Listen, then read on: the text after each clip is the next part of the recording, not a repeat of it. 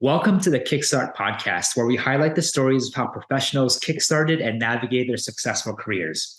My name is Preston, and on this episode, we have the pleasure of hosting someone who has an impressive career working at some of the most well-known tech companies in the world before deciding to start her own very successful HR consulting business. Marie, thank you so much for being on the show. Hi, Preston. Good to see you. How are you doing? So good to see you too. Doing really well. Very hot, very humid here in DC. What about yourself? Same here. Crazy warm. Can't wait for summer to be over. But yes, knock on wood, fingers crossed. But Marie, thank you so much for being on the show. For those that might be unfamiliar with who you are and your background, would you just mind sharing maybe a quick overview of your career so far or just high level? Sure. So I'm Marie. I'm originally from Germany. I'm also half French because my mother is French. I'm currently an HR consultant. I'm self-employed and I've been doing this type of job for the past 3 years. Before that, I was employed in HR positions at different tech companies in Berlin as well as Dublin, which is in Ireland, so still Europe, but a different country. I started my career working at Google in HR people operations, then moved over to SoundCloud back in Berlin, and then worked as a VP people at Billy, which is a local fintech startup company here. Nice. So much to go over there. So if I remember correctly, I think you went to university and your degree was in psychology. Is that correct? I did, yeah. So I grew up in Berlin, but then did my studies in London for 5 years total. And I started with a bachelor's in psychology at University College London. Nice. Now, your first job, I believe you said it was Google. It was in the people HR capacity. So a lot of people can see the connection between maybe psychology and then working in HR and people. Is that something you always want to do? Like, how did you get into Google? What was the interview process like? And why did you choose a position within the people capacity? Yeah, really good question. So obviously it's kind of obvious to think you do psychology to then, do HR at some point later, especially because I did a master's in management after. So the combination of it kind of seems obvious. It wasn't really what I planned out to do. When I started psychology, I was really just interested in the subject matter. And then as my career or life progressed, eventually, I guess I just always had an interest in HR. I didn't know 100% what it was about. And when I was looking for my first job after uni, I was looking through different job descriptions, and I had a friend that was already working at Google reach out, rave about how great working there was. So I had a look at their open positions and found a people operations role that kind of just grabbed my interest. It was a good combination of, people topics, but also a structured kind of process focused approach. So I decided to apply, and actually he referred me, so that usually makes it a little bit easier for anyone out there looking for new roles. Try to find people who might be working there. Most companies have referral bonuses, so that's an easy way to maybe get a little bit higher on that application pile. Application process was actually pretty straightforward. I can't remember exactly how many steps there were, but it usually starts with a screening call with the recruiter. Then you get to meet maybe your direct manager or the person that would be your direct manager in the future. You get to meet the rest of the team, maybe do a couple of case studies. I got to also meet them on site, which was great to get an impression of Dublin, really, first of all, because I'd never been, and the rest of the team on the premises. And that was it. I moved over January 2013, so quite a while ago at this point. Wow, I'm really, really glad that you brought up the whole referral. I think that is the easiest way to get jobs today. Like, so if you know people who are working at companies that you would like to work, definitely hit them up. Even if you think they don't remember you or it's from 5 companies ago, please, if you're listening to this and you're on the job market, I think what Marie shared is completely priceless. Rather than just cold applying or going through, even a recruiter like myself, the easiest way is to have someone personally vouch for you. It's the easiest way to get fast tracked. So it's really cool that you did that at a company like Google. Now, how long was the interview process? Because I know a bunch of people who came and went to Google. I've heard a lot of stories where the interview process were super fast, but majority of them were like, it's actually quite long. So do you remember how long it was? Yeah, so definitely not days. I would say probably in between like a couple of weeks to maybe a month total. And then I remember after that, they wanted to move really fast. So initially they wanted me to move over before the end of the year, which would have kind of like clashed with Christmas and everything. I managed to convince them to let me start in January only, which was kind of a hard compromise for them to make, but it just worked out better with schedules and everything. But overall, I think it was a pretty tight recruiting experience. Obviously, you also want to take a little bit of time for yourself to, consider whether it's actually the right fit for you, make sure you have all your open questions answered, but overall it wasn't a drag at all. Wow. Do you remember like how many different stages there were on average? I would say probably, let me see. So it's definitely a recruiting screening call with a recruiter. Hmm. Definitely first call with my future manager, and then chats with, I would say, 2 to 4 different people in the team. Now, some of them might have happened all on the same day, probably more back to back. So maybe there would have been like 3 to 5 stages, including background checks. You're sending all your university documentation, all that stuff over. But Hmm. overall, it was pretty smooth. I mean, I wouldn't expect anything less from a huge recruiting machine like Google, but I definitely felt well taken care of. Wow, it sounds like you had probably one of the best and fastest processes, people that I personally know. That's really impressive. So you're from Berlin, you went to university in London, and then you applied to a Mhm. job in Dublin. Did you ever apply or did you look for jobs in Germany or UK as well? Or was like somehow Dublin on your plan to for the countries that you Not want to move to? really. No, so I was like most people, graduating in London, and not that visa was an issue or anything, right? Because it was a European, or at least back in the day, you could stay as long as you want. But I was looking for different types of roles, and also in different countries, but not particularly with Ireland. Also, Ireland is kind of where most people in the big tech companies, when they started their careers, start. They have a lot of Mm. graduate positions, so that's kind of where a lot of the recent graduates that work for Google land, a lot of them actually sit there. So funnily enough, actually, once I started there, I bumped into so many people from my exchange semester abroad and all that stuff. So it's a bit of a gathering pool for recent graduates. Oh, wow. So coming into a big company, you already, I guess, in a positive surprise kind of way, you're like, wow, I actually know people here. So Definitely, it kind of yeah. gets through the awkwardness of joining a new company very, very quickly. That's really cool. I had no idea that a lot of the graduate programs in UK and Europe actually start in Dublin. So Yeah. you start there at people ops. And then, so what was kind of like your day to day like? Like, what was your scope there? So also to clarify, at Google, at least back in the day, people operations was the term they gave for the whole HR department. Whereas nowadays, actually, people operations is more commonly used for a certain department within HR. So that's actually also where I was sitting. So I was kind of like people operations within the people operations department at Google. Well, our scope really was international within Europe, Middle East, and Africa. So in total, back in the day, it was 36 countries that we would look after in terms of supporting local employees, local HR business partners with their requests. So this might be basic, policy questions that need answering, documentation that needs to be produced, running payroll for all these countries. So anything you would encounter, from onboarding to offboarding, it has to do with a standardized process, a Hmm. policy, anything that touches the HR tool, which back in the day they actually still built themselves. So that was quite an interesting thing to encounter.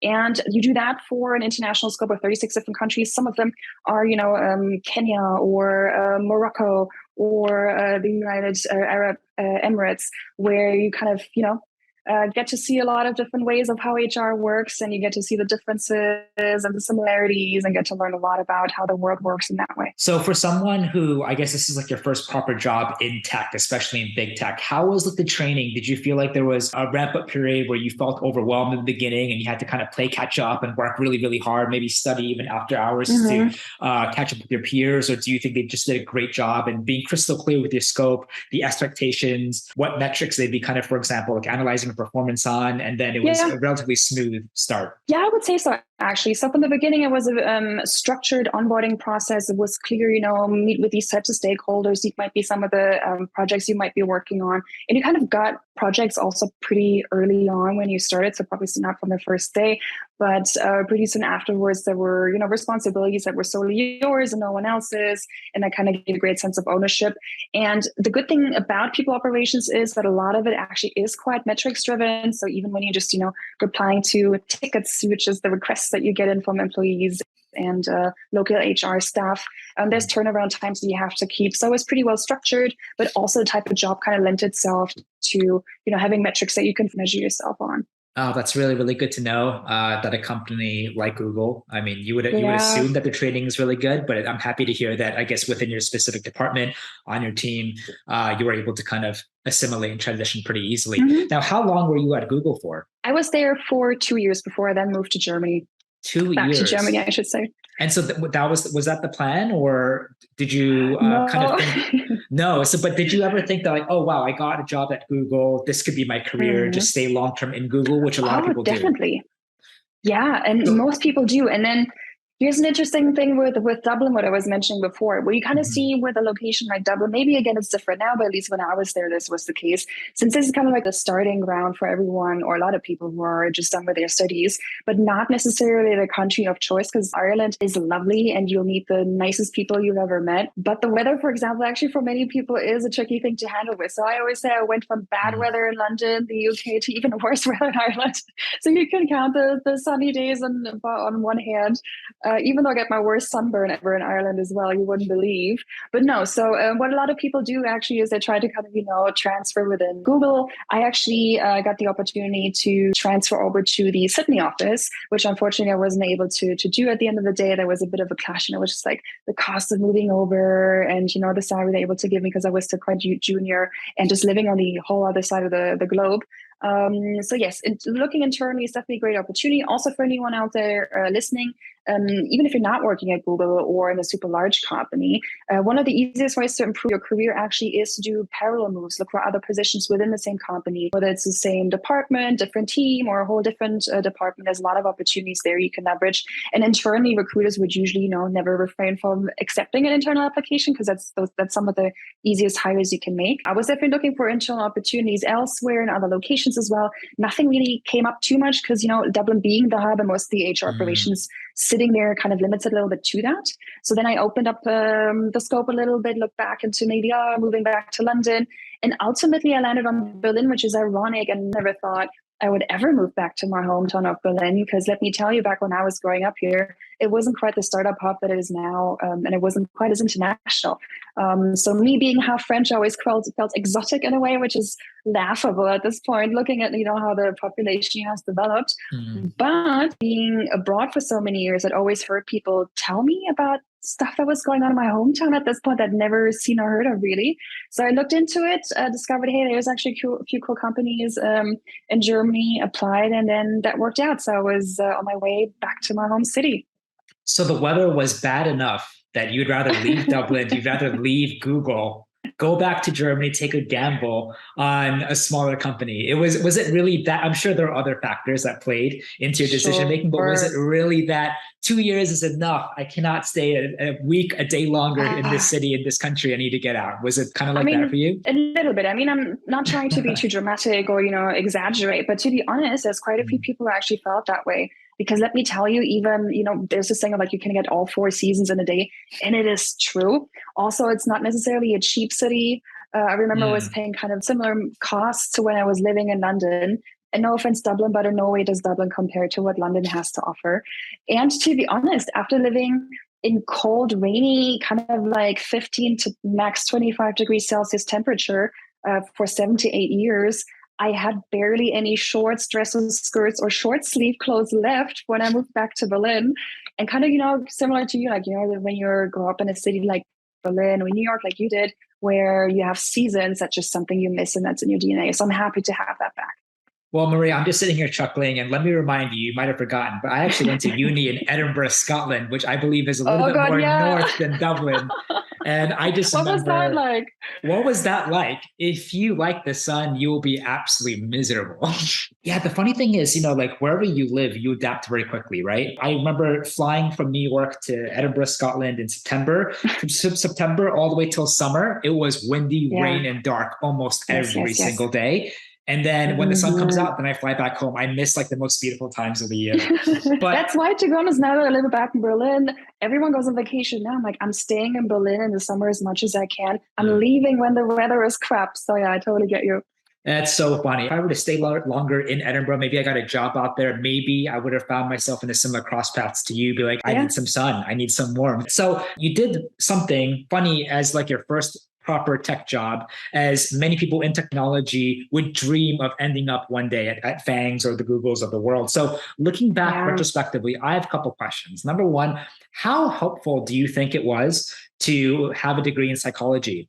And did that help you succeed or find success at Google in a people-oriented position and later on in your career, or not really? To be honest, I don't feel like I apply much of my psychology knowledge to my day-to-day work now or did back in the day, but it probably is the soft and hard skills that you kind of learn that are just implicitly part of your DNA or brain, and then that kind of manifests. But no, I didn't. So also, like, you have to say in HR, there's different types of HR. where you probably use psychology most is probably like in an HR business partnering position, or developing learning and development programs, that kind of stuff. But definitely one way or another, it will have helped me. And I think definitely also for application purposes, since it's related to the field, I would say it probably helped. I wouldn't be able to say for sure, but it definitely didn't hurt, I don't think. Yeah, it could be an extra like tool in your arsenal to give yourself better perspective or education or just understanding. Gotcha. And now also retrospectively, looking at your time at Google, if you could have done things differently, and we're going to talk about those a little bit later, because I understand after Google, you joined a couple smaller companies. If you went back in time, did you think that you made the right choice, or would you have rather, worked at a company like SoundCloud or Billy before you ended up at Google? Yeah. It's interesting because what I did, and I realized that once I started my own business, is kind of worked well for me because I started at a big company, super international, huge amount of employees. And then I kept going smaller and smaller. So back when I was in Dublin, I think the local employee count was 3,000. Globally was 20,000, if I'm not mistaken. Maybe that's just a meter. Maybe it was already 40. It's definitely higher now. SoundCloud back when I joined was 250 employees. When I left, it was 500. Billy, which is a fintech that I joined after that, was 26 employees when I joined and was 80 when I left.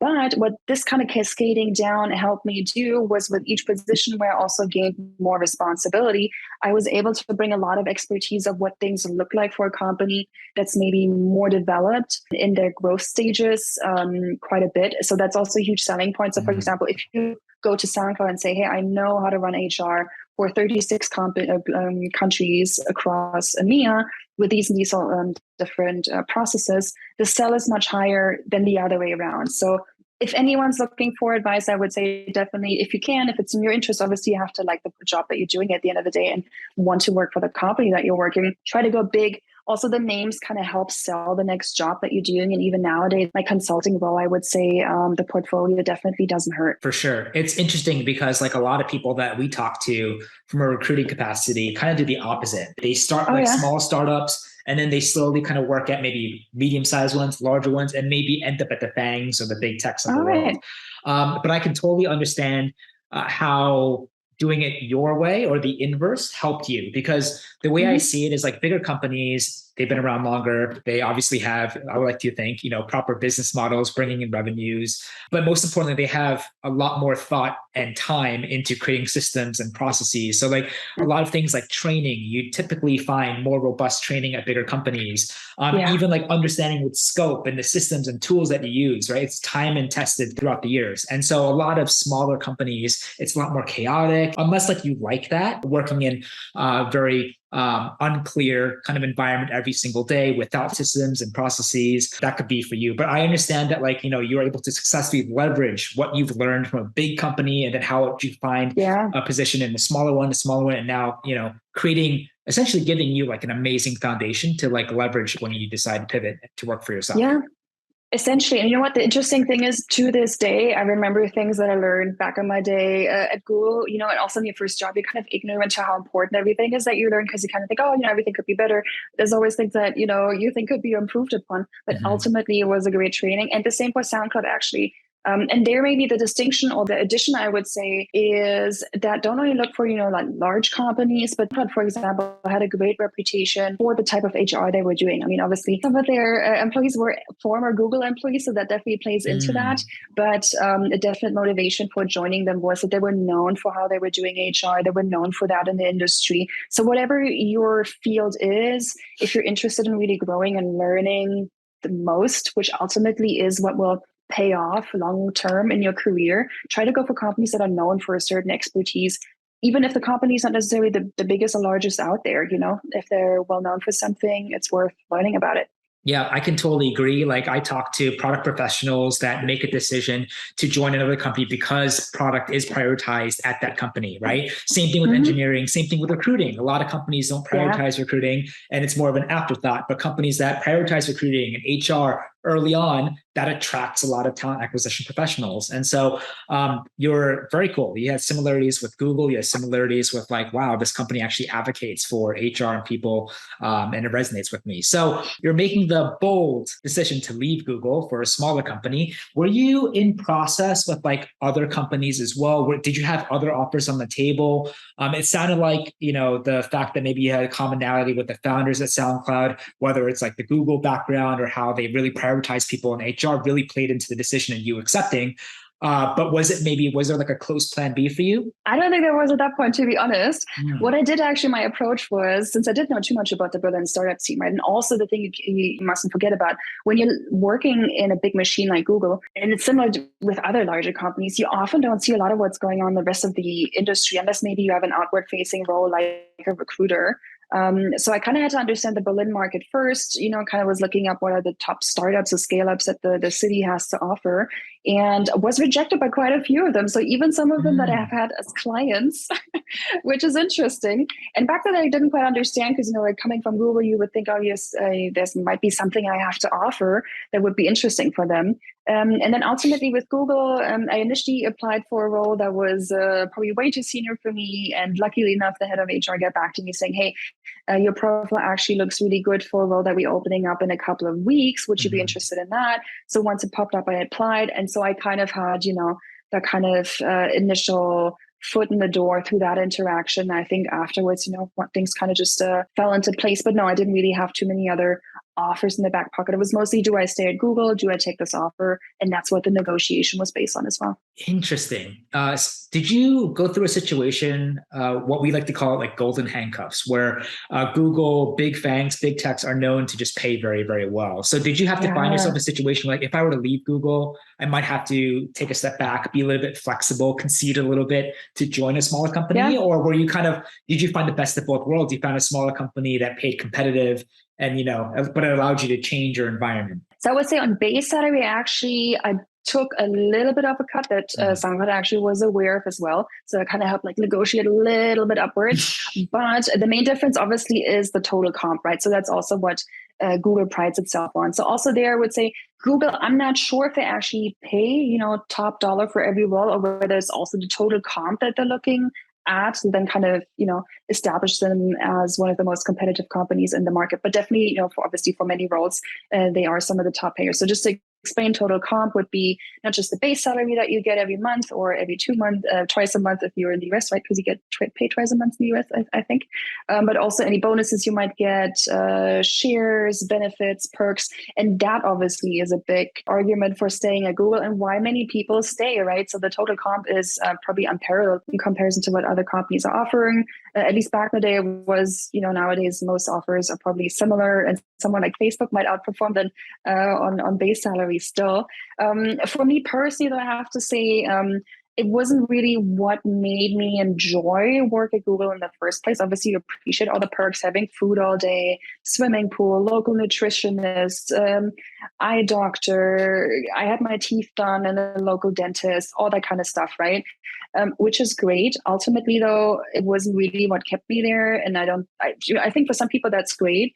But for me, it's just not my personality, I don't think. And I noticed that particularly once I left, that I didn't actually miss it all too much. So that's maybe something I would tell people as well. If you ever feel like, the safety net, really ask yourself how many of those benefits you're actually using, how many actually fit your current need, and try to imagine what life would be like without them. For me personally, it didn't make too much of a difference. Obviously, I can imagine for some other people it would.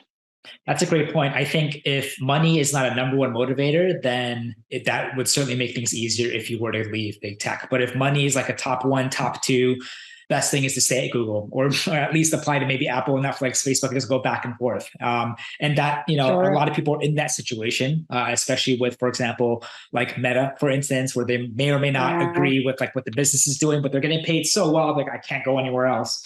Right. Sure. But, other things were clearly a lot more important to you. And I love how you said, it's one thing on saying we offer 1,000 different benefits, but how much of those 1,000 benefits are you actually going to use? Right. Yeah. So you joined SoundCloud and you found yourself in another people ops HR capacity. How was that different in terms of your scope or focus than people ops in Google? Like, what did you do there? Sure. So interestingly enough, and this was a great learning and great next step for me actually after Google, because the company was smaller. So it was 250 employees when I joined, 500 when I left, as I said. And the team itself was, I think, 2, 3, maybe 4 people with coordinators who were more in supporting functions. But when I left, it was maybe 5. So not massively large. So that also meant that a lot of the tasks at Google I would have never been able to work on, such as performance reviews, such as getting to dabble into total compensation, helping support salary reviews, promotion cycles, getting involved in some of the diversity initiatives. Even though it was technically in a purely people operations role, that was also part of my role. And actually, I was already at Google being able to do a project on compensation here and there. So that's also something I would tell people, when you realize how many learning opportunities you have, maybe also at smaller companies, take full advantage of them, volunteer to, lead or support a particular project, even if it's not necessarily within the scope of your field. It benefits me in my job now because I was able to look into so many different topics and widen the scope. For example, in the role like I was doing at SoundCloud, that it still benefits me today because I can kind of position myself more as a generalist rather than a specialist, and it really helps my business. Were there aspects that you had exposure for the first time at SoundCloud where you're like, wow, this is a part of people ops, so this is part of HR? Maybe you found your new passion. Was your experience at Google, was that kind of a monumental experience for you where it's cemented like, yes, this is what I want to do with my career? Or was it after maybe you taste a little bit more of like working at smaller companies like Billy and SoundCloud where you had exposure, you had multiple hats and like, wow, this is the field overall underneath the people ops or people umbrella, HR umbrella that I'm really, really passionate about? It's interesting because like maybe many people in the earlier stages of their careers, I was never quite sure HR actually was my thing. I remember starting it, and obviously a lot of the things that you do when you start out are a lot of like admin things, manual work, that kind of stuff. When you come from a 2 years master's in international management, where all you did was research and theory of even topics like accounting, I'm sure you remember, then you get to like, really hands-on roles. So for a long time, I kind of felt maybe not challenged enough, etc. So obviously, as the scope expands, as you get to dabble into many different fields and topics, beyond what the initial scope was, the more interesting it gets, and you stay interested. And it was really mostly once I started being self-employed that I really got to enjoy what it means to work in HR. Mostly, I guess, because this type of working suits me better. But yes, I would definitely say also, with becoming VP people at Billy, where then I overlooked all different parts of HR, is always a challenge, and definitely, a challenge to like stretch yourself and see what you're capable of, but ultimately what keeps things interesting. So why did you leave SoundCloud? There was a redundancy round. Really? Yes, I'm not sure if you know about this. So back here, you'll ask anyone in the Berliner startup industry, it was the news. It was a scandal back when it happened. And they let go of 42% of their employees, which was 278 employees at the end of the day, including me, which, to be honest, at the end of the day, for me wasn't too bad. I'd been there for 2.5 years in total. I had obviously, started thinking about, maybe what's my next step. So it kind of helped things along. And that's how that one ended. Wow. I mean, you truly had the quintessential startup experience. You joined the safety of working at Google and big tech to work at a small company. Of course, you enjoy the benefits of working at a small company, wearing multiple hats and having a lot of impact, doing things you normally wouldn't have a chance to working company at Google. But then you also experienced the downside, the riskiness of working at a smaller company. But it's obviously you were able to get back on your feet very quickly. Yeah. How did you find Billy? Was it a cold apply? Was it another referral? Did you work with a recruiter? No. So this one was interesting because I got headhunted. I was not quite sure what I was going to do after SoundCloud. So I also dabbled into, do I want to take on maybe more operational roles? Do I want to stay in HR? I wasn't quite sure. So a headhunter reached out to me with regards to VP People role at Billy. I asked around my network of, who had heard of that company before, heard good feedback, decided to, join the application process. And before I knew it, I got the job, which was great. So that was quite a step up, I would say, from the role I had at SoundCloud before. So an opportunity not to miss. And yeah, great learning opportunity as well. How was your experience working with the headhunter? And how well did he or she do in Mhm. like guiding you through the whole process? Pretty good, actually. And that's also another tip I would give anyone who's looking to change jobs. Try to get in touch with recruiters, headhunters, because obviously they're kind of more on your side, not necessarily more on the side than the company's side that they're hiring for, but they're obviously trying to find the person that will fill a particular role that they got hired or tasked to fill. So the interaction was actually very professional. I always felt like I was up to date with every stage of the process because they were the ones taking care of it. The process was also moving along quite swiftly, so there weren't any long delays. Feedback was circulated well, and I felt like they were on my side. You know, they wanted me to win. They were preparing me for the different interviews, giving me the right context, so I felt like I was in good hands. And this was your first experience with a headhunter? I would think so, yeah. Now Oh, thinking about it, I think nice. it was. I'm really, really happy that your first experience was a positive one. Unfortunately, a lot of people's first experience with headhunters are super negative and just turn them Oh, off and they yeah. just get burned. But would you now moving forward, if you're hypothetically get a job again, you've experienced, I think nothing beats like a referral. But aside from Mhm. referrals, like would you be happy to work with headhunters again in the future? Like it sounded like you had Oh, a good definitely. Even in my job now, right? So a lot of my colleagues, so to speak, other HR freelancers are usually more in the recruiting space. So I've got to cherish these types of, headhunters, freelance recruiters a lot. They do a great job and ultimately are what keeps the economy running at the speed that it is, right? And also my job now, freelancing projects are usually or sometimes communicated through agencies. So it's definitely a good model that serves both sides. If someone else, can make a living off it, even better. Well, I appreciate the kind words to the recruiting community, Marie. Why did you leave Billy? And then what was the catalyst to you starting to like work for yourself? And how did you feel at that point? Like, were you scared? Were you nervous? Or did you actually plan Oh, ahead? I guess I always thought that maybe one day I'd do my own thing, but I thought it was going to be way in the future. When I was at Billy, I really enjoyed the role. I got to build HR from scratch, and I think leave it in a really good place. So we got a lot of stuff done in the year and 3 months that I was there. I then got approached by another scale up in Berlin, as you do, right? You always get approached for different roles. Mhm. And it sounded interesting, but I wasn't necessarily interested in going for another permanent employment. And I kind of teased the idea of, hey, if I was to be a freelancer or a consultant, this is something that you'd be interested in doing as a project. Mm. And surprisingly, they were interested. So I thought, okay, I kind of played with the idea and kind of ideated and had like a little bit of a vision of maybe I'll do HR in a freelance basis at some point. And now all of a sudden, there was this concrete feedback that was positive, and everything that kind of seemed impossible before now seemed like a potential opportunity. So I made the tough decision of, talking to my boss and like, hey, this opportunity has come up, and got his full support and was lucky enough to, make the switch over. But yes, definitely scared, like every freelancer is when they're first starting out, a self-employed person. So that's why I also think it's important when you are in that position, people are asking for advice, give the advice. It was one of the best things that helped me get things off the ground, talking to other freelancers, even if they weren't working in my field, to just get an understanding, because it's hard to imagine what your life and, even financials and stuff can look like. So reach out there, get the feedback, have people help you. And yeah, Wow. I, I, I did. So from Billy to you freelancing, there was no significant time gap, from my understanding. Is that right? No, it was direct like handover, which was quite a bit of a challenge, Mhm. but it was fun. And then I didn't have a break for a really long time. And Mhm. especially at the beginning, maybe it was similar for you when you're first starting out, you want to give it your all.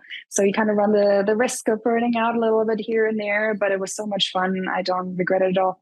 Wow. And I think this is key for people who ultimately want to work for themselves. There are a lot of ways you can work for yourself. Either you can just Mm-hmm. cold turkey it, stop everything, save a lot of savings and then just go for it, or you can dip your feet in. And I think freelancing, hourly contracting on the side is the perfect way to kind of have a little exposure, to get that taste. And then, if you have a good experience, then perhaps it'll give you more confidence to kind of really continue doing that. What you had to do for this company was crystal clear, right? Like you knew how you could help, how you could provide value. And then in turn, like, did they pay you like hourly? Is that kind of how it worked? Yeah, pretty much. So my kind of role, usually there's an hourly rate that you fix, or it's a daily rate, and ultimately you break it down by the hour. Mm. You can also charge by project.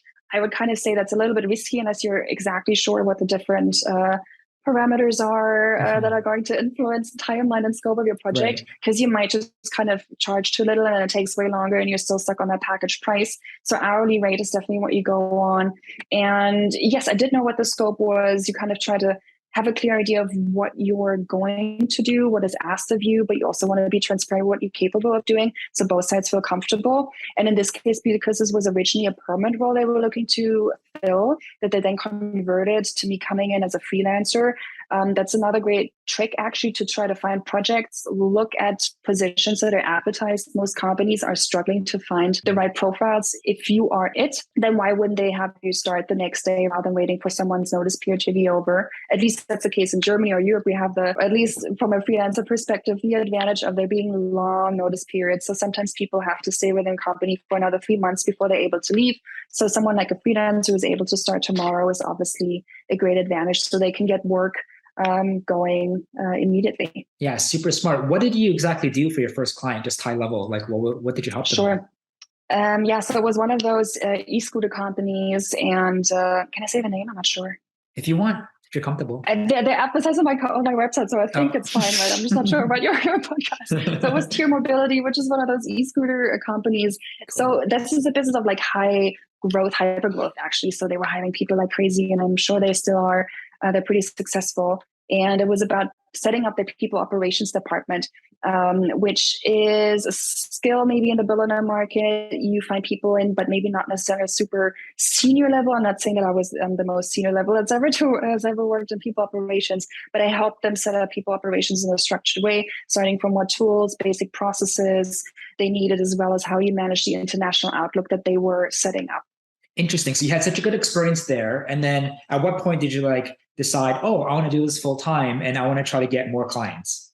Yeah. So this was actually immediately, because this was already fully full time. So I wasn't working at Billy anymore. I was doing that full time. Mm-hmm. So it was kind of swim or sink. And funnily enough, and this keeps happening to many freelancers or self-employed people, at least in my network, once you start and people kind of hear about you doing this role, a lot of stuff happens by word of mouth. And the advantage in the billionaire startup industry is also it's small enough for people to know each other, but large enough for there to be enough opportunities to go around and enough growth. So just naturally, people started reaching out to me, and pretty quickly after that, I got my second gig. I think that was at i2X, which is an AI startup also based in Berlin, smaller, and I was hired as an interim head of HR. So then kind of like balancing these two projects at the same time. Wow. And was it a little bit of the same thing, like creating, optimizing a people ops? Yeah, pretty much. So they're kind of a little bit different, right? So as interim head of HR, what you're essentially doing is taking the full responsibility for the HR department. So they had 2 to 3 employees in that department at that time. So I was managing people. I was, delegating tasks. I was helping not just, fix things and set things up structured in a way that they should, but really drawing from my experience at Billy, where I was, heading up HR and guiding them through whatever ups and downs they were experiencing until they found a permanent hire, and then making sure there's a proper handover and actually, helping hire that person that's supposed to come in and replace you permanently. Interesting. So you do consulting services, kind of like, what's going wrong, what you need help with, but also you kind of come in and sometimes you act as like de facto head of HR, head of people, and you have maybe a company email address and right? And then you kind of help manage everything. Another one. So there's 3 in total. As you said, there's the interim positions that you take over either as a head of HR or you become like a fully, integrated HR business partner. I've done these types of things as well. Or as you say, project-based. So there might be a couple of days a week that you're working on a particular project to help them set up performance reviews. How do you do job leveling, compensation framework, benefit strategy, whatever. Or the last one, which I also like to offer, is more an ad hoc advisory service where, you kind of get contacted ad hoc if they have questions with regards to a particular topic. The advantage of that particular model, and I can recommend that to anyone freelancing out there, is that often people are looking for the expertise, but they do have the resources to implement whatever needs to be implemented internally themselves. So when I don't have the capacity to actually do those projects myself, I do those like hourly advisory stints where they still get to ask questions and get all the expertise, and they can get on with it themselves. Wow. So you offer a lot of different services to companies. Are there any of those that you prefer? So I have to admit, interim head of HR is not my favorite, like most people, to be honest, right? Because it's quite a lot. It's not to say that I don't like the role or I don't like, managing teams and interacting on a more, closer basis, but you are really ingrained in a company, right? So you're back to internal politics, you're back to daily stuff that comes up that's maybe not that important. So your scope really widens. You're way more tied into all sorts of meetings that they have internally, whether it's that you should attend the all hands, you have daily stand-ups, all of that. So just in terms of the complexity, the load, the energy that it takes, interim roles are more intense. I personally prefer more project work. I would say that's also where my strengths lie. And of course, giving advice here and there is also quite fun because, ultimately a couple of hours is a little bit of money on top, but it's really fun to be able to help people. Yeah, being in acting or being truly integrated in a company can be all consuming. Yeah. So I think, it happens actually quite a lot. Either, current clients would ask me like, hey, like, can you just join our team and be like the head of recruiting or just, lead the recruiting initiative. And early on, I would say in my career, that was a lot more attractive than it is now. Like now we work with a lot of different clients simultaneously. And I know now from experience, like that sucks up so much of your time. And if you do that, then you can't continue to provide like the same value to all the other clients who depend on you as well. Right. And kind of like you, I prefer like working with a lot of different clients at the same time. Where it makes the most sense is again, either like high level advisory, strategic. I do that with the founders on the side, but that takes up a lot of time, but not as much time as like, you're the head of HR in a company with all that drama and all that stuff that follows, right? The drama, right? the drama is real in a workforce or in a workplace. So how do you market yourself? How do you get the word out? It seems like, again, I mean, I think that all the best things you could do in terms of like how you got into Google and how you got into smaller companies. And even now, like how you were able to very plainly, I can say it plainly, like very smooth transition to working for yourself, which would be a goal for a lot of people. And then when you're working for yourself, how do you get more business? And again, I think the easiest way is to leverage your network. And I think for those that are listening, you clearly spent enough time throughout your career taking your network seriously, cultivating, building really strong relationships. And a lot of that comes from just doing really, really good work, compounding over time. It might sound easy for you just to go, I can reach out to my network, but a lot of that was able to just simply materialize from the great work that you've done throughout all the jobs prior. Yeah, you're probably right. And I would say, yes, that your network and community is definitely what keeps this business alive. And I think the good attitude you have is to constantly remind yourself you're a service provider. You're there in service of other people. You're there to help. That is my role. If I'm not helping, there's no Marie HR consulting, because why would there be? So yes, definitely the connections you collect throughout your career, and then just generally being helpful. So for example, just reaching out to people. There's different HR Slack communities, at least in the Berliner or Germany, European space.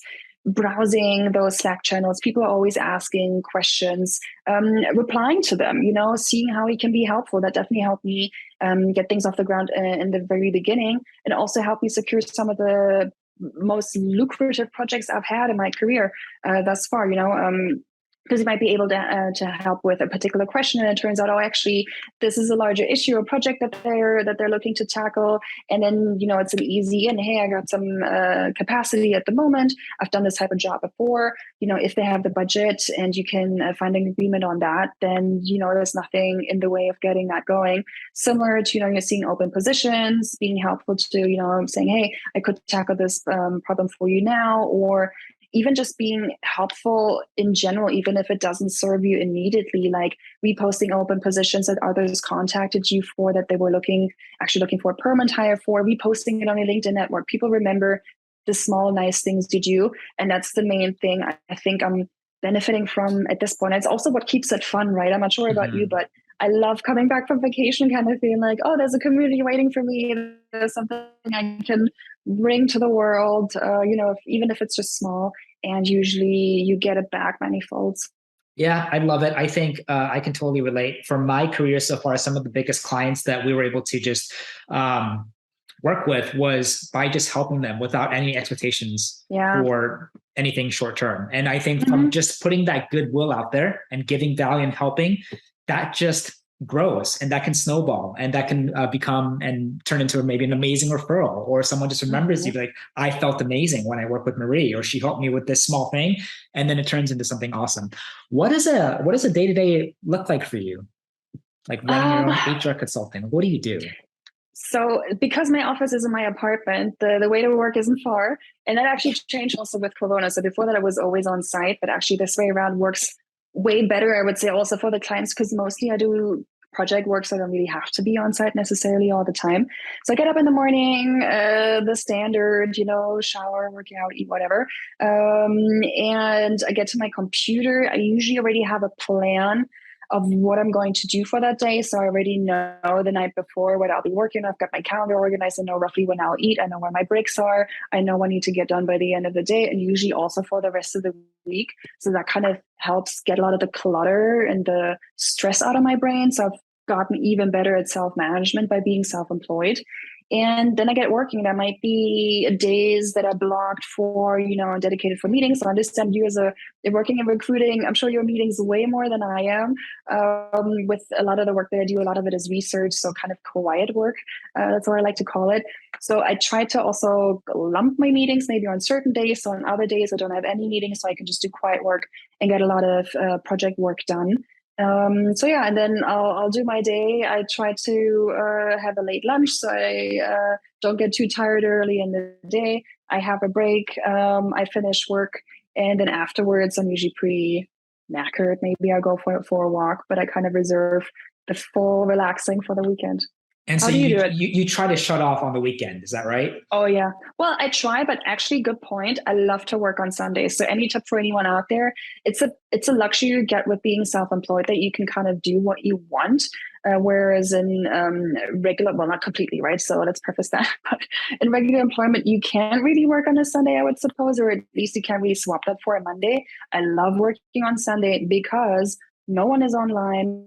No one is sending you any requests. The world is quiet because everyone else is out there having fun, and I can just kind of get my week prepared. So usually on Sunday, latest in the afternoon, evening, I do at least a little bit of work, and I just kind of like to be ahead of my game and the deadlines. So that's what I like to do. Yeah, the weekend mornings are like the perfect time where it's like quiet and peaceful, where if you want to do something in the week or you just didn't get to it, that's the perfect time. Or you want to get ahead for the next week, it's the perfect time. Just a couple hours can make a huge difference. A couple hours every weekend for a whole month, that's like another 10, 20 hours that you added to your work and to your goals. And so I can totally relate. You're working from home. So what is the future for you and your consulting? How do you have a team, or is it just mainly you right now? Yeah, good point. So I do actually have a couple of positions advertised. I haven't hired anyone for them yet. You might need a recruiter to help you, Marie. So the ones I currently have advertised, like an HR consultant, someone to support me, or someone to do like content marketing for me, that kind of stuff. But so far I'm doing everything by myself. And I kind of am still looking a way to scale my business. In recruiting, it's pretty obvious, right? Because it's a bit of a scaling game, right? You add to it, it's managing volume, it's working on processes. The type of work I do usually, and I've kind of tried to figure out how I can outsource some of it. Obviously, I've got an accountant doing those things for me, but most of the actual HR work that I do is research, is working on my expertise, is kind of almost faster if I do it all myself. So far, I haven't really found the most effective way of hiring people for my team for the type of work that I do. Maybe you have ideas for me of how I can actually switch that around. But I also don't mind it, to be honest. I love working on my own and having that full autonomy and freedom, and not having the responsibility of having to manage someone else. And I would definitely think it's fun, but the interactions I have with the clients that I have, and being able to mentor people there and have those interactions there, kind of works for me too. Yeah. You put it in a great way. I think, when you work for yourself, I think a lot of people strive to one day have a team, a big team. It's very easy to kind of get into that mindset, especially in tech, where things like funding and hundreds of people scaling to thousands of people are widely captured and talked about, right? It's just, it's what makes the tech industry sexy and exciting. But I think on the flip side, and what people should talk about more is, frankly, I think if I found a business that had like 10 people, that was optimized, that was productive, that was producing really strong revenue, I think that's that's equally or should be more impressive than a 50-person team that's not run well, right? And so, but going a step further, I think there's nothing wrong. I think if you work for yourself, that can mean so many things for so many people. For some, it means maybe they want to be on a path to somehow hire people properly and scale out a team, 5, 10, 20 plus. For others, it might mean I'm okay just being like a solo, what they call like a freelancer or a solopreneur, and lifestyle is good. And, you know, you have a great work-life balance and clients love you, business is great. And that's all you need. And so I think it really comes down to what's important to you? What do you want? Like, are you really, really happy? I think for me, what really kind of gets me excited is like, what's my next challenge? I think I'm the type of person where if I just do the same thing over and over and over and over and over again, like I'll just kind of go crazy. And I've been working for myself for almost about 8 years now, but a majority of those 8 years are me just mainly working for myself. Like I had a great life, gave me the flexibility to travel like yourself, working with great clients. But now I'm like, wow, I've been doing this long enough. Like I can continue doing this for the next 50 years, or like, what's my next challenge or growth? And to me, that's what kind of keeps it like interesting. I don't know if it's the same with you, but so like for me, I'm now thinking about more seriously things like, how do I scale? How do I create better processes and systems? Or how do I diversify? Right. And so a lot of that can make it seem a lot more overwhelming on top of daily tasks, but you know, I like to kind of see the positives, and it just makes me more exciting for me on the whole. What about yourself? Yeah, you're absolutely right. And it's interesting to hear that, because I don't have these conversations with other freelancers or, you know, self-employed people all too often. But yes, I feel exactly the same way. So what I've done from the beginning of being self-employed, every year before the year starts, similar with my private life, actually, there's a few, I guess not necessarily goals or anything, but just things that are important to me that I want to keep in mind when living my next year in that particular role or position, whatever that is, right? So for me, I've decided that I want to work on projects and with companies that I'm excited about, you know, beyond great names to add to your portfolio or great money to be earned. Ultimately, I think what I'm building is kind of more qualitative rather than quantitative. It's, enjoying the type of work that you do. Because I think sometimes you get stuck in, when I'll hit, I don't know, that particular revenue number, when I'll have worked with that particular company, then I'll be satisfied. Or once I've hit, 10 people in my team or whatever that might be. And you might forget that what you're doing is actually what you're doing right now. So I've tried to focus really on the substance of what I do, enjoying working with the people that I work with. So being selective in the companies that I work with as well. And that's really paid off. So I've never been as happy and satisfied as I have been in my professional life as I have now. And that's a lot of, things for you to figure out, and takes time. And you won't know all these things when you first start out, but it's definitely worth investing in and really, searching yourself a little bit for what matters to you and trying. Yeah, I'm so happy to hear that. I think working for yourself is a privilege. It should not be taken for granted. And if you find yourself in that situation, you just have to constantly find ways to grow and challenge yourself. But I think, you found yourself in just an awesome situation where your great personality of giving and helping and just want to give the best to the people that you work with, the companies that you work with, just gave you a scenario where it gives you options. I think that's the best, the most exciting thing, that you have options. You have the opportunity to make the decision on how you want to grow. And I think that is an absolute luxury that we should definitely not take for granted. I know we're almost up for time, but we'd love to hear just a couple more things if that's okay. So for someone in HR, in people, what are your thoughts on remote work? Do you think companies can successfully recruit, hire, cultivate, maintain a really robust, like healthy culture with a fulfilled and satisfied workforce completely remote? Do you think that's only possible to do it only in the office? Do you think a hybrid is the best of both worlds? Or do you think remote is just a big thing of fluff that, it's trendy right now in 2022 and everyone should go back to the office? Interesting question. And I'm sure you have an even more informed opinion on that than I do, right? Because you're right at the heart of all of that. And you see what people want and, why they might take a particular offer and not when it comes to that kind of setup. I find it almost difficult to imagine what things were like before Corona, right?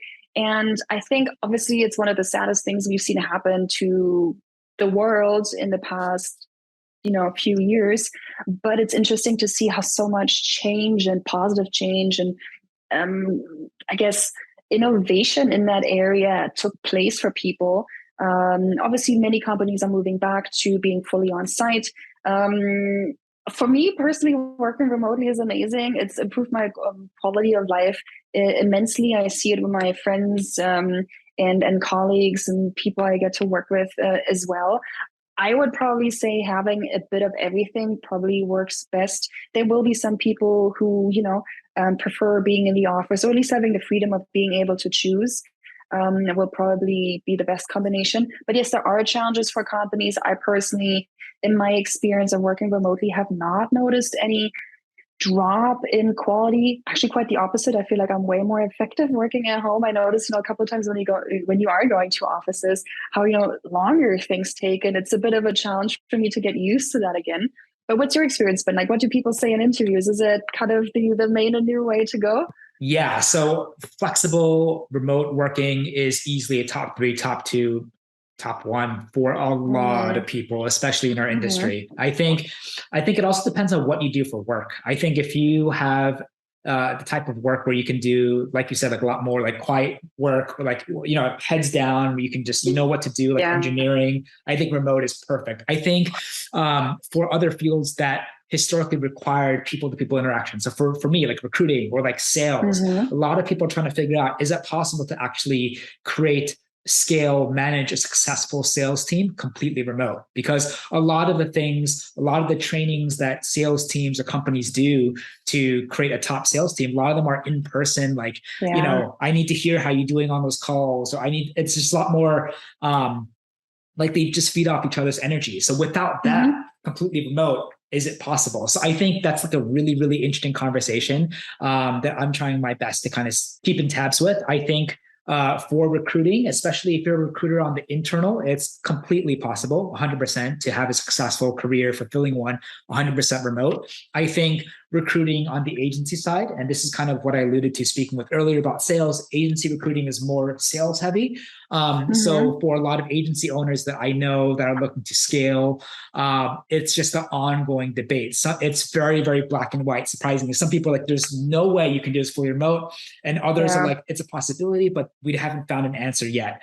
For myself, I love remote, 100%. Like you, like I'm working from my apartment right here. I do not miss the commute living in New York City from my apartment in Queens, taking that subway 40 minutes all the way into New York, sitting there, like nobody's happy, nobody wants to be there, and doing that every day. And like at that time, like that was the accepted way to live in New York or any big city, right? Commuting to the office. But now I just cannot imagine going back to that at all. And also, I don't know about you, but I'm sick way less frequently now. Back in the day, just being in an open plan office with so many people. And I guess I don't have the greatest immune system out there, but I would catch every single cold, whether it's on public transport or in the office. Jesus. So I'm just glad for that aspect that I don't have to deal with that anymore, at least not to the extent I did back in the day. Yes. For health, it's been amazing. Like you, I hate getting sick too. And in tech, we're all about, being innovative workspaces and creating open workspaces. But the downside of that is it's the worst environment to get sick in, right? Because if someone has one thing, the whole company just gets hit. They do with something. Even just finding the right temperature for the room, what AC, what level is the AC supposed to be on? So I'm sitting like almost with a blanket on, whilst everyone else is sweating. So no, it's funny, but like the whole remote thing, it's interesting. Typically in tech, people look at the companies like Google, Facebook, Apple, like whatever they're doing, it's going to have a trickle down effect to the rest of the industry. And so the fact that it's right now, particularly at the time of the shooting, is a very interesting time because a lot of the big techs have stopped hiring or recruiting. A lot of them are even rescinding offers, which is something that you rarely see in volume. I guess the first time I'm ever seeing it happen in volume in my career. But also a bunch of them have a lot of different opinions on remote and flexible. And because of that, there's a deluge of a lot of talent leaving big tech, especially when it comes to remote, to companies that are offering more remote friendly environments. And I think with tech, the beauty of our industry is you will always find companies that can offer what you're looking for. Right? Not all companies in the office, not all companies remote. There's a huge scale when it comes to remote flexibility.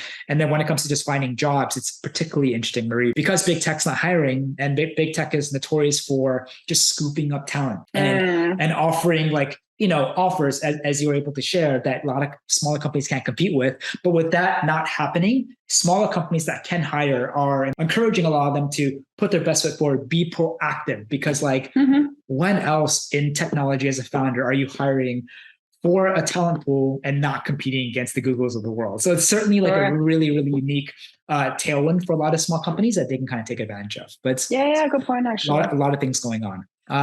But Marie, I just want to end this call asking you one more thing. You've personally had a very fascinating career. And I think one thing that we forgot to mention is, I believe you even interned at jobs or different types of roles outside of people ops before Google, right? I think you did consulting, maybe banking even. Wasn't for me. Wasn't for you. And I did that too. And so it's funny how you went from that, which even to this day, most people who go to business school, most people who go to university and study business or economics, they usually go to finance, the investment banking track, or the consulting track, right? But you were able to kind of navigate away from that into tech. You found people ops at a lot of different types of companies. So I think a fitting way to end this call would be just to ask you, from your experience working at big tech, smaller companies, and now yourself, what were the things about those experiences that you loved? And what were the things about the experiences that really challenged or you didn't like? So working in a company, any type of company, there's the whole environment, obviously, that you get, right? So at Google, it's the whole environment of, great learning experience, the scope that you are exposed to. And that's actually something that told me in onboarding as well, really be aware of everything that you're going to learn just by having access to it, being able to see it, or look into the different departments and really take advantage of the scale and the size of the operation that you're part of, and also be critical, of course. In smaller companies, again, I think the main learning, or one of the main learnings was that in smaller companies you might have even more opportunity to go into a wider scope of things. So look outside of your own limited job description, maybe try out different projects, try to help different teams, always look into what departments maybe you're collaborating with or working on, and whether there's things you can learn from that, because all of that will serve you well in the future. And then now working for myself, honestly, is my favorite setup. And there I really got to appreciate the power of community and connection. And that's something I really get to leverage now, which working in a company, you can, but it's always a little bit limited. Even talking to other companies, even if it's just out of interest and expertise, you have to be a little bit careful so it doesn't look like you're just looking to find another job by, fishing in a different pond, that kind of thing. With my setup now, I feel completely free to, just go full on and all of that, and really immerse myself in, the HR community and the tech community, whether it's local or global, that I like to be a part of. So there's a lot of, freedom and creativity you can apply that you wouldn't necessarily be able to apply maybe when you're employed, because there's obviously expectations you have to meet that aren't necessarily defined by you. Yes. And for those that are looking to work for themselves, or possibly work for themselves in an entrepreneurial capacity or freelance capacity in the people HR, is there any advice, any tips that you learned so far throughout your career that you can share? Sure. So definitely, I would say, because it's a bit of a leap that can be a little bit scary, right? Try to talk to people who've done it before. That's what helped me most, to at least get a better idea of what the type of work could look like, how you could position yourself. Is there enough work around? How do you get leads? How do you price it? And that's another aspect of the type of job that I really enjoy, that I'm able to give back also to other people, and like they have given to me, with that advice that otherwise it would be hard to find. And I think it's maybe a few skills that you would need to bring to the table, some sort of accountability, being somewhat organized. But a good friend of mine, another consultant freelancer, told me there's the Freelancer Triangle. I'm not sure you've heard of this before. So there's 3 aspects of your job as a freelancer that you can tick, and you technically only need 2 out of 3 to be good at your job. So it's to be good at your job, to be on time, and to be friendly. So you could technically, according to this rule, even just be on time and friendly and not so good at your job. And trust me, there are freelancers like that out there, and they are still earning a living, because people do appreciate, people being reliable and nice to interact with. Ideally, try to aim for all 3. But even, for example, if you're not friendly every day or not always on time, hitting 2 out of those 3 usually does the trick. Well, I think this conversation has been an absolute blast. I hope you definitely enjoyed it. And did. I've certainly learned a lot, Marie, and you truly have navigated your career in such a way where you were able to experience a lot of different things that different types of companies can offer. And then you really made that transition from big tech to small company to yourself. And you made it honestly look really, really easy. So I think for anyone that's listening right now who's, looking for a new job, looking to kind of work for yourself, definitely listen to some of the insightful nuggets that Marie was able to share. If people wanted to reach out to you, I know that you said that you might be hiring for HR consultant, even a content marketing manager. If people who are listening have any questions in the HR people space, if maybe founders or hiring managers that are listening and need someone like you, where can they find you? Sure. So you can always find me on my LinkedIn profile. It's Marie Richter. You can also find my website, marierichterhr.com. You can also email me at marie@marierichterhr.com. And if you can't find me, reach out to Preston. He can direct you towards me. I will promise I will help you as much as I can. But I would say of all the things that I've learned today, Marie, I would say biggest takeaway, if someone wants to follow your footsteps and find success that you are, is just be friendly, do a good job, and try your best to be on time. Often that's enough. You'd be surprised. Well, thank you so much again. Don't want to take up too much time of your day, Marie, but I wish nothing but the best. Wish tremendous success for you in a consulting practice. It'll be really exciting to see what you guys do throughout the year, how you decide to scale and what that scaling looks like. And we'll do my best, whatever I can, to keep in touch. And if there's any way I can help, please reach out to me. And of course, I will utilize my network and try to see if we can find you some good folks too. Thanks. And same here, of course. Let me know, how I can help out. And, you always have me as a direct contact. So don't hesitate. And thank you so much for the invite. It was so much fun talking to you. It's also great to see how your career has developed from, our early beginnings sitting in the lecture room at the LC in London to everything you have accomplished now. It's really fun to see someone, realize their full potential and doing such a great job and being so involved with everything around it, social media, content marketing. So you're real role model example. So for anyone out there looking to be inspired, Dr. Preston, he's been doing a really good job, and I'm looking forward to seeing what you have in store for the future. Means a lot, Marie. Thanks again. All right. And we'll see you soon. Chat soon. Bye. Bye.